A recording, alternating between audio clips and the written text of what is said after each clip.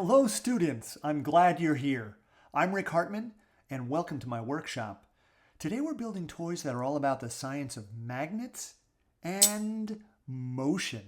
We'll build a miniature magnetic swing set that sends tiny paper people spinning and whirling in fun and surprising ways.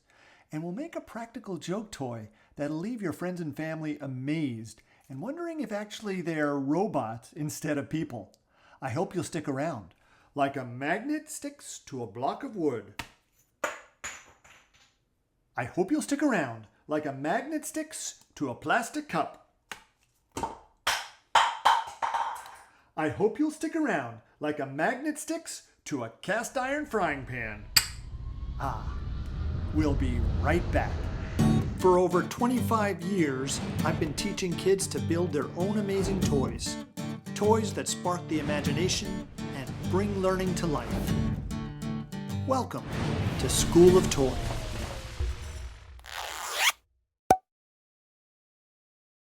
Before I show you the first project, I want to explain how the workshop works. It's split into 3 parts, and each part has its own numbered package, 1, 2, or 3. Please don't open any of the packages until I tell you to. It's much easier to follow my directions that way, and more fun. You'll know it's time to open one of the numbered packages when I blow my trusty toy train whistle. And when you see a screen that looks like this. I'll have you pause the video at that screen so you'll have plenty of time to follow the steps shown. Bottom line, and you'll hear me say this a bunch, watch now and build later.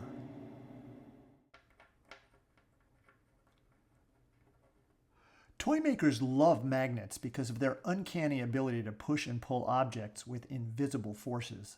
This classic toy has built-in magnets that cause the 2 pups to dance and spin as if by magic. Of course, it's not magic. It's the force of 2 magnets either pulling together, we call that attracting forces, or pushing apart. We call that repelling. Notice that the 2 dogs don't need to be touching each other to move. That's why magnetic forces are sometimes called non-touching or non-contact forces.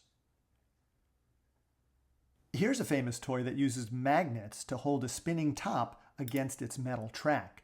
Normally the force of gravity would pull it right off, but thanks to the magnets, we've got ourselves a fascinating science toy.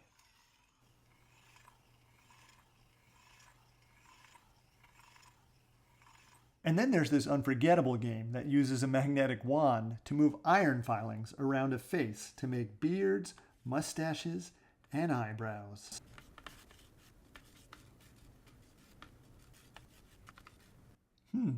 He's a pretty good-looking guy.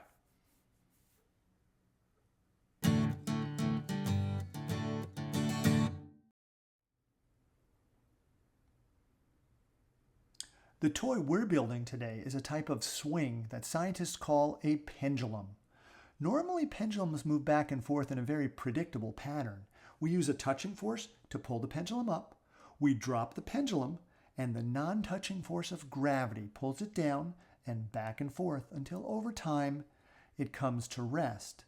But our pendulum has a magnet on the bottom of it, and when we place a second magnet below it on the steel base, some very interesting and unpredictable motions occur.